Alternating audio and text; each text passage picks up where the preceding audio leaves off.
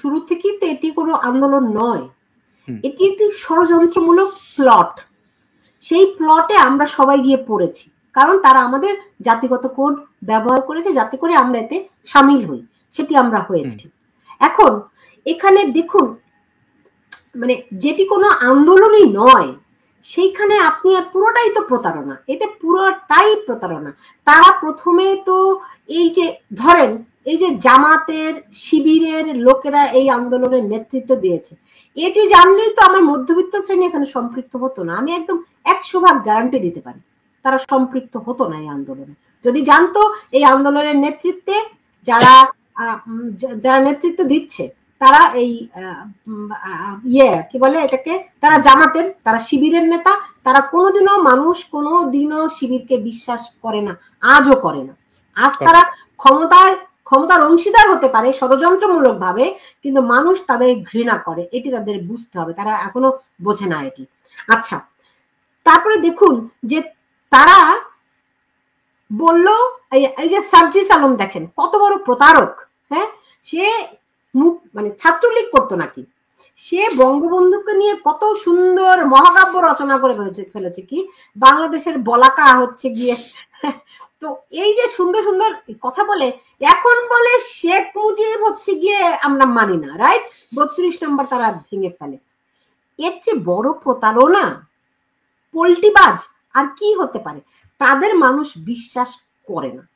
এখন তারা যদি এখন যে তারা রাজনৈতিক দল গঠন করেছে না, সেই রাজনৈতিক দল তাদের যেখানেই যায় সেখানে তারা মার খায়, রাইট? তারা এখন ভাবছে বিএনপি কে কিভাবে মাইনাস করা যায়। তারা ভেবেছে আওয়ামী লীগকে মাইনাস করেছে, এখন বিএনপি কে মাইনাস করবে কিভাবে, তারা সেই পরিকল্পনা করছে। তো এত সোজা নয়, এরা তো এদের ওই যে বলে না যে নাক টিপলে দুধ বের হয়, এরা এখনো রাজনীতি বুঝে না। তারা ষড়যন্ত্রের গুটি হিসেবে ব্যবহৃত হয়েছে, তাদের উপরে ষড়যন্ত্রকারীরা তাদের অনেক উপরে, অনেক অনেক তারা তাদের ধরাছোঁয়ারও বাইরে, তারা জানেও না যে কাদেরকে মানে কারা তাদেরকে দিয়ে খেলাচ্ছে।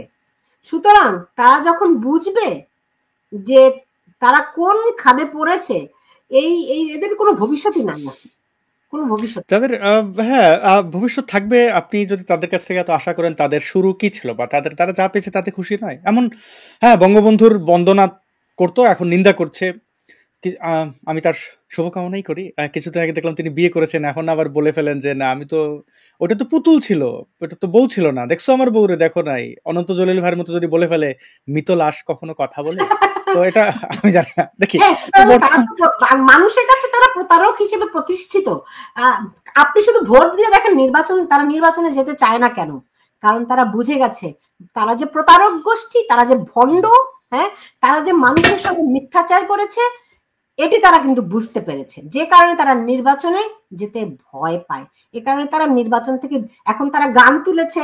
দেখুন, বলে যে আমরা তো ভোট দিতে পারি না এই কোনোদিন। হ্যাঁ, এখন তারা বলে আমরা নির্বাচন চাই না, আমরা ডক্টর ইউনূসকে চাই। হ্যাঁ, আপনি দেখেন কত বড় প্রতারক, যে তারা নাকি কোনোদিনও ভোট দিতে পারেনি, সেই কারণে তারা বিপ্লব করেছে, স্বাধীনতা করেছে, ফ্যাসিস্ট উৎখাত করেছে, এখন বলে আমরা ভোট চাই না, নির্বাচন চাই না। মানে এর চেয়ে বড় প্রতারণা আর কি হতে পারে?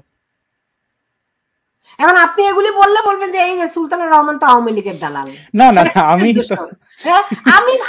যদি কেউ আমাকে বলে অনেকেই বলে, আমি আপনাকে কমেন্টে বলছেন যে আপনি ইউনূসের দোসর, আপনি এই আন্দোলনের বিরোধিতা করেছেন, আপনি হিন্দু বিদ্বেষী, আপনি ভারত বিদ্বেষী। এখানে কমেন্টে অনেকে বলছেন। আমার তো আসলে হাসি পায়, হাসতেই হবে আমাদের, কারণ এগুলো বলবে। আমি কে কি বললো বলে আমি খুব প্রাউড ফিল করি। আমার আওয়ামী লীগরা বলে, কেউ বলে আমি জামাতের এজেন্ট, আর কেউ বলে মানে কি বলে আওয়ামী লীগের লোকেরা বলে আমি জামাতের এজেন্ট, আর জামাতিরা বলে আমি আওয়ামী লীগের দালাল। তো আমি বুঝতে পারি যে আমি সঠিক পথেই আছি। জি জি, এই বিড়ম্বনায় আমাদের অনেককেই পড়তে হয়। তো যদি আবার একটু বর্তমান সরকার, অনেকে বলছেন এই অন্তর্বর্তী সরকার বেশ দক্ষ ও কর্মঠ ব্যক্তি চালাচ্ছেন আর কি, যেমন ডক্টর মোহাম্মদ ইউনূস, তিনি বেশ ভিশনারি এবং অভিজ্ঞ ব্যক্তি, এটা অনেকেই মনে করেন। কিন্তু তবুও তারা ব্যর্থ হচ্ছেন, এই নিয়ে অনেকের দুঃখ আর কি। যারা এটা মনে করেন তারা সফল, এই ক্যাবিনেটে অনেক ভালো মানুষ আছেন এবং সেই ভালো মানুষরা ভালো কিছু করতে পারছেন না, তাদের দ্বারা দেশের মঙ্গল হবে মানুষ বোধহয় এমনটা আর আশা করছেন না। কিন্তু ইউনূস অ্যান্ড ফ্রেন্ডস কি তাদের আদর্শটাই বাস্তবায়ন করতে পারছে তারা, যেটার জন্য এই ক্ষমতা এসেছিল, মানে যদি সেটা প্রতিশোধ ধরেন। ছাত্ররা নতুন রাজনৈতিক দল করছে, তারাও ক্রমশ ঠাট্টা তামাশার বস্তুতে পরিণত হয়েছে। আমরা উদাহরণ হিসেবে পয়লা বৈশাখের তাদের উপস্থিতি বলতে পারি, ক্যামেরা অনেক উদাহরণ দিতে পারি। তো এরকম কেন হচ্ছে? বুড়ো থেকে গুঁড়ো, মানে বুড়ো ব্যর্থ হচ্ছে, বাচ্চাও ব্যর্থ হচ্ছে। আপনি কি মনে করেন এই ব্যর্থতার কারণ কি? তারা চক্রান্ত যদি করতে আসে, চক্রান্তটা তো করতে পারছে না। আপনি বলছেন ডক্টর ইউনূস অনেক অভিজ্ঞ, তিনি আমি না, এটা অনেকেই মনে করেন আর কি, যে তিনি এত এত আন্তর্জাতিক নোবেল পাইছেন, এমনি পাইছেন নাকি, এটা বলেন আর কি ধারণা। উনি আচ্ছা, এগুলো বলতে গেলে তো অনেক লম্বা আলোচনা। এখন ডক্টর ইউনূস কিভাবে নোবেল পেয়েছেন? হ্যাঁ না, সে আলোচনাই না, মানে এই যে তার ব্যর্থ কেন হচ্ছে। উনি তো অর্থনীতিতে নোবেল পাননি, উনি শান্তিতে নোবেল পেয়েছেন। উনি কি শান্তির এমন কাজ করেছেন যে কারণে উনি শান্তিতে নোবেল পেয়েছেন?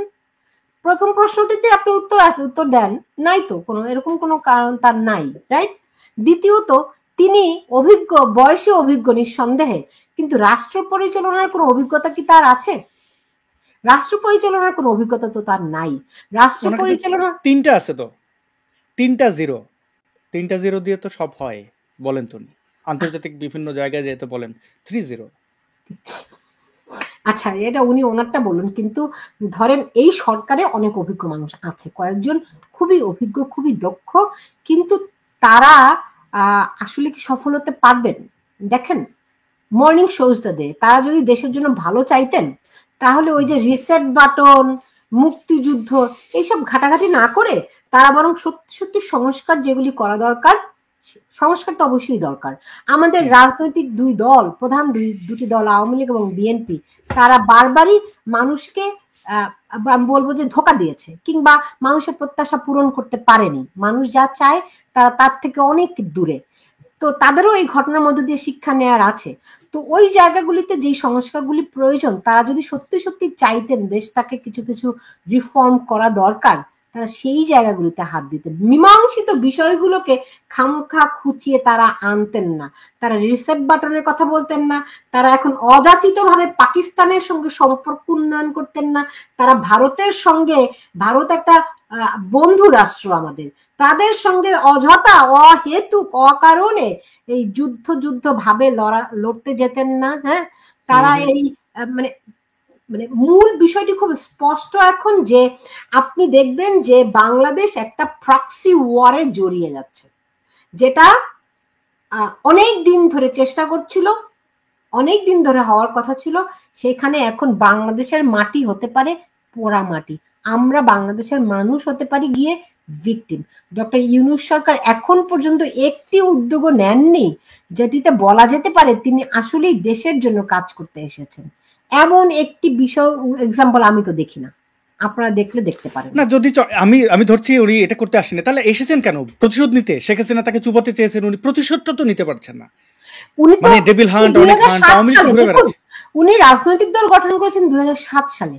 তখনই আপনারা যারা মানে রাজনীতিটি ফলো করেন, আপনারা দেখবেন তখনই তাকে অফার দেওয়া হয়েছিল যে 2007 সালে যেই 1/11 এর সরকার, তখন তাকে অফার দেওয়া হয়েছিল যে সরকারে আসার জন্য, কিন্তু তিনি অল্প সময়ের জন্য আসতে রাজি হননি, সেই জন্য উনি আসেননি, রাইট? তা তিনি দীর্ঘ সময় চেয়েছিলেন, তিনি মনে করেছেন তার সংস্কার করতে যা যা দরকার সেগুলি করতে তার দীর্ঘ সময় লাগবে, সেজন্য কিন্তু তিনি ওই অফার গ্রহণ করেননি। এটি তিনি বিভিন্ন সাক্ষাৎকারেও তিনি বলেছেন, রাইট? তিনি এমন কোন পদে ছিলেন যে পদ ছাড়তে হয়? ও না, দেখুন তিনি কতখানি নির্লজ্জ, ডক্টর ইউনূস কতখানি নির্লজ্জ, আপনি একটু চিন্তা করে দেখুন তো। এই সেদিন দেখলাম তার গ্রামীণ ব্যাংক এখন ইউনিয়ন, সিটি কর্পোরেশন এইসব জায়গায়ও কাজ করবে। তিনি একটা নিয়ম, তার গ্রামীণ ব্যাংক একটা নিয়মে চলে। হ্যাঁ, 65 বছরের বয়সী কেউ এটার চেয়ারম্যান হতে পারবে না, তিনি তাও সেখানে জোর করে থাকবেন। তিনি ক্ষমতায় এসেই প্রথমে কতখানি নির্লজ্জের মতো তার যে 666 কোটি টাকার যেই ট্যাক্স, এটি তিনি বাতিল করে নিলেন। এখন তিনি ফন্দি করছেন। হ্যাঁ, আপনি দেখেন জনশক্তি রপ্তানির একটা অনুমোদন তিনি নিয়েছেন, তিনি ফন্দি করছেন। আমি অভিযোগ শুনেছি এটি, যে রোহিঙ্গাদেরকে বাংলাদেশি পাসপোর্ট দেওয়া হবে, সেই পাসপোর্ট দিয়ে তিনি তাদেরকে বিদেশে পাঠাবেন এবং পুরো ব্যবসার দায়িত্বটি এজেন্ট নিবে তার এই রপ্তানিকারক প্রতিষ্ঠান। বুঝেন, আপনি রোহিঙ্গাদেরকে বাংলাদেশি পাসপোর্ট কেন দিবেন? না মানে শান্তির তো দরকার। আচ্ছা, অনেকে মজা করে বলেন যে একটা নাম আছে না বাংলাদেশে খুব পরিচিত, আনিস দিস না, মানে আনিস আনবি, নেব দেব না। তো অনেকে বলেন যে আনিসের সাথে ইউনুস অনেকটা মিল আছে, নামের দোষে উনি শুধু চান, নেবেন দেবেন না, সুদে টাকা দেয়, এই অনেক কিছু হাসাহাসি করেন আমরা। যাই হোক, সেটা হাসাহাসি